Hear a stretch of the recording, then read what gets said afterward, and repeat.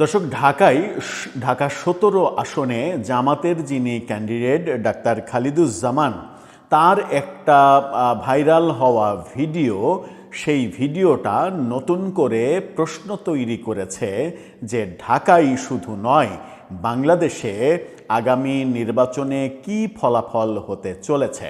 এই ডাক্তার খালিদুজ্জামান, যার সার্টিফিকেট ভুয়া সার্টিফিকেট এরকম অভিযোগ এসেছে এবং ডাক্তারদের সর্বোচ্চ সংগঠন থেকে তাকে শোকজ করার ঘটনা আমরা দেখছি গণমাধ্যমে।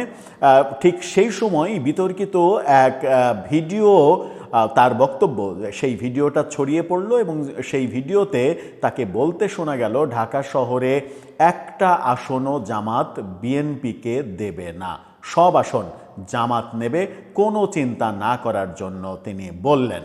সত্যিই কি তাই? ঢাকা শহরে ২০টি আসনের মধ্যে একটিও কি বিএনপি পাচ্ছে না? আর ঢাকা শহরে যদি ২০টির মধ্যে একটিও না পায়, তাহলে সারা দেশের নির্বাচনের ফলাফল কোন দিকে যাবে?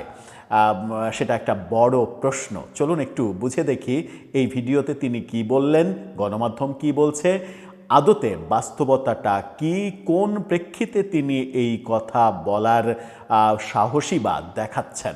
থাকবেন পলিটিক্স টিভির নিয়মিত আয়োজনে।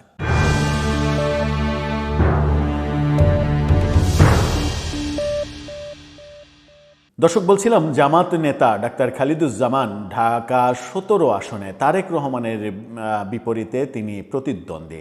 ঢাকা ১৭ আসনে ভোট করছেন তিনি এবং তার একটি ভিডিও ভাইরাল হয়েছে।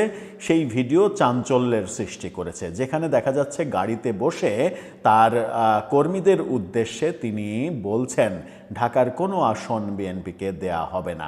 ভিডিওতে তার কথাটুকু সামান্য একটু শুনে আসুন। ঢাকায় কোনো সিট দেবো না, এটা ভয় পাবে না, সব একেবারে সাইজ হবে। কালকে কি করে এটা ভয় পাবে না, সব একেবারে সাইজ হবে। এই যে বক্তব্য সামান্য একটু আপনাদেরকে শোনালাম, যেটা তিনি বলছেন, এই ব্যাপারে গণমাধ্যম ব্যাপারটা আরও বেশি নিশ্চিত করছে। কালের কণ্ঠের এই ফটোকার্ডটা দেখে নিন, সেখানে বলছে ঢাকায় কোনো সিট দেব না, সব সাইজ হয়ে যাবে। কি ভাষা, সব সাইজ হয়ে যাবে।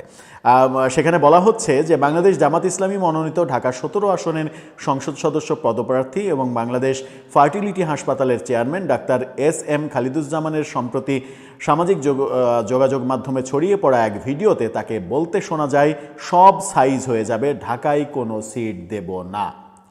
এই বক্তব্য ঘিরে রাজনৈতিক অঙ্গনে আলোচনা সমালোচনা শুরু হয়েছে। ভিডিওতে দেখা যায় নিজ নির্বাচনী এলাকায় কর্মী সমর্থকদের সঙ্গে সাক্ষাতের সময় খালিদুজ্জামান বলেন, সারা বাংলাদেশে সব জামাত আর শিবির, ঢাকায় কোনো সিট দেব না, ইনশাল্লাহ, কোনো ভয় পাবে না, সব একেবারে সাইজ হয়ে যাবে।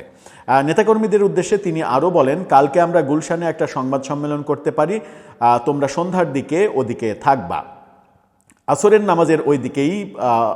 নামাজ ওই দিকেই পড়ো। নির্বাচন প্রসঙ্গে খালিদুজ্জামান বলেছেন, এবার ইলেকশন হবে ঈদের মতো, কে কি বলছে এসব নিয়ে ভয় পাওয়ার কিছু নেই। একই সঙ্গে ছাত্র রাজনীতির প্রসঙ্গ টেনে তিনি দাবি করেন শিবির ছাত্র সংসদ নির্বাচনে গণহারে জিতেছে এবং সেটা বলে তিনি একটা ইঙ্গিত দিলেন, সুতরাং জামাত এই নির্বাচনেও গণহারে জিতবে এবং ঢাকায় কোনো আসন দেয়া হবে না। ঢাকায় জামাত বিএনপিকে একটা আসনও দেবে না। তার মানে ঢাকায় জামাত এবং এনসিপি জোট কিংবা অন্যান্য জোট, যে 10 দলীয় জোট, সেই জোট থেকে যে 20 জন নির্বাচন করছেন, সেই 20 জনের 20 জনই নির্বাচিত হচ্ছেন, এটা তিনি গ্যারেন্টি দিচ্ছেন। এখন এই প্রসঙ্গে আলোচনা করতে গেলে একটি কথা মনে পড়ে যায়।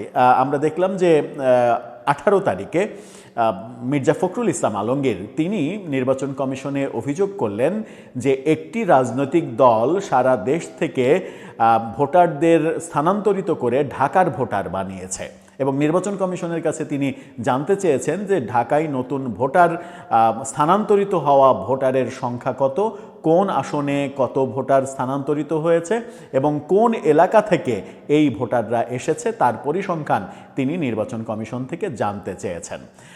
অনেক বেশি লেটে তিনি এই ব্যাপারটা জানতে চেয়েছেন। আমরা যদি একটু কানেক্ট করার চেষ্টা করি, ডাক্তার খালিদুজ্জামানের এই বক্তব্য ঢাকায় একটি আসনও দেব না, এটা কি তাদের নতুন বক্তব্য? আমার মনে হয় যে এটা নতুন বক্তব্য নয়, এটা তাদের পুরনো কৌশল।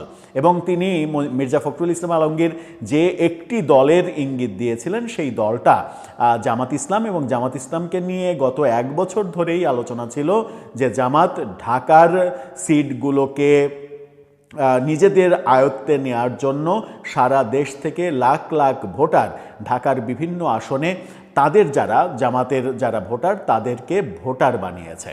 এবং এই কৌশলটা, এটা কিন্তু মানে আপনি বলতে পারেন না যে এটা কোনো অবৈধ কৌশল।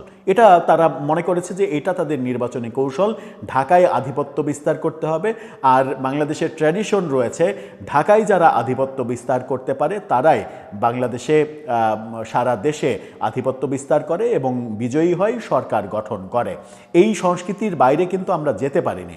সুতরাং ডে 1 থেকে জামাত যদি এই পরিকল্পনা করেই থাকে যে সারা দেশের তাদের নির্দিষ্ট ভোটারদের ঢাকায় ভোটার হিসেবে স্থানান্তরিত করবে এবং সেই ভোটগুলো ঢাকার বিভিন্ন আসনে 20টা আসনে প্রভাব বিস্তার করবে, ভোটের জয় বিজয় এই ইকুয়েশনটা তৈরি করবে, তাহলে তারা তো বুদ্ধিমানের মতো কৌশলে এগিয়েছে। যে বুদ্ধিমানের মতো কৌশল, যে স্মার্ট কৌশল, এবং মানে এতটা স্মার্ট যে বিএনপি টেরই পায়নি। বিএনপি টের পাচ্ছে কখন? জানুয়ারির 18 তারিখে এসে, যখন আর এই ব্যাপারে কিছুই করার নেই। তখন বিএনপি মহাসচিব বলছেন যে এর পরিসংখ্যান আমি জানতে চাই।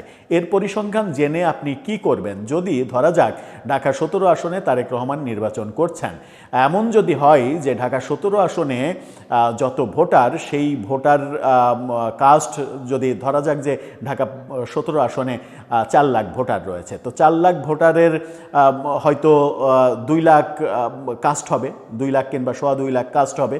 তো 2 লাখ যদি কাস্ট হয়, সেখানে যদি ঢাকা 17তে জামাত তাদের ভোটার 1 লাখ ভোটার সেখানে অন্তর্ভুক্ত করে সারা দেশ থেকে এসে, তাহলে কি সুষ্ঠু ভোট হলে, স্বাভাবিক ভোট হলেও ভোটকে কোনো ধরনের মেকানিজম না করেই জামাতের জিতে যাওয়া সম্ভব নয়?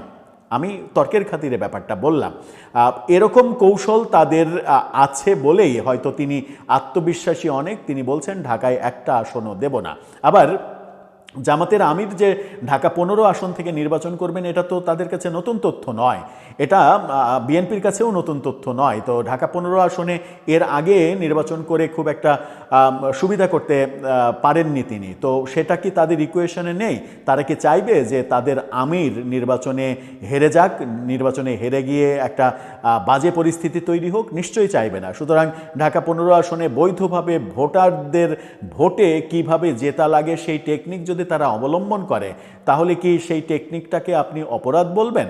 অপরাধ বলতে পারবেন না। কিন্তু এখানে যেটা হয়েছে সেটা হচ্ছে যে তারা কৌশলে অন্তত 10 বছর এগিয়ে আছে, যে কৌশলটা অন্য রাজনৈতিক দলগুলো ধরতেই পারেনি। আর ধরতে পারেনি বলে এই ডাক্তার খালিদুজ্জামান, যাকে নিয়ে বিতর্ক রয়েছে, তার ডাক্তারি সনদ টনদ নিয়ে বহু বিতর্ক সাম্প্রতিক সময়ে উঠেছে, ভুয়া সনদের প্রসঙ্গ উঠেছে। আবার এই কথাও অনেকে বলছেন যে সনদটা ভুয়া না, সনদটা বিদেশি, কিন্তু সেই বিদেশি সনদটা বাংলাদেশে গ্রহণযোগ্য নয়, বাংলাদেশে অ্যাপ্রুভড না, এই কারণেই তাকে ভুয়া সনদ বলা হচ্ছে।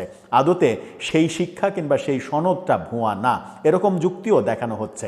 যেটাই হোক, তিনি বিতর্কিত হয়েছেন এবং সেই বিতর্কের মাধ্যমেই তিনি কিন্তু আলোচনায় এসেছেন। ঢাকা 17 আসনে জামাতের কে ভোট করছে, এই খবর কিন্তু সাধারণ মানুষ জানতো না। প্রথমে ওই ঘটনা, এরপর এই ভিডিও ভাইরাল হওয়ার ঘটনা দিয়ে তিনি কিন্তু পরিচিত হয়ে গেছেন। আর একটা ব্যাপার কিন্তু অনেক বড় ভূমিকা রাখে, সেটা হচ্ছে যে বর্তমান পৃথিবীতে ভাইরাল এই ইস্যুটা মারাত্মকভাবে সমাজে প্রভাব ফেলে। সুতরাং আমার মনে হয় যে তার বক্তব্যটা হেসে খেলে উড়িয়ে দেওয়ার মতো বক্তব্য নয়। এই ব্যাপারে অন্যান্য রাজনৈতিক দলগুলো তাদের মতো করে নিশ্চয়ই প্রস্তুতি নিচ্ছে এবং বুঝে ওঠার চেষ্টা করছে যে এই ডাক্তার খালিদুজ্জামান যে বক্তব্য দিলেন, যে ভাষ্য তার, সেই ভাষ্য কতটা সত্য, এবং সত্য হলে তার বিপরীতে অন্যান্য রাজনৈতিক দলগুলো কি কৌশল অবলম্বন করবে। দর্শক, আপনার ভাবনা কি?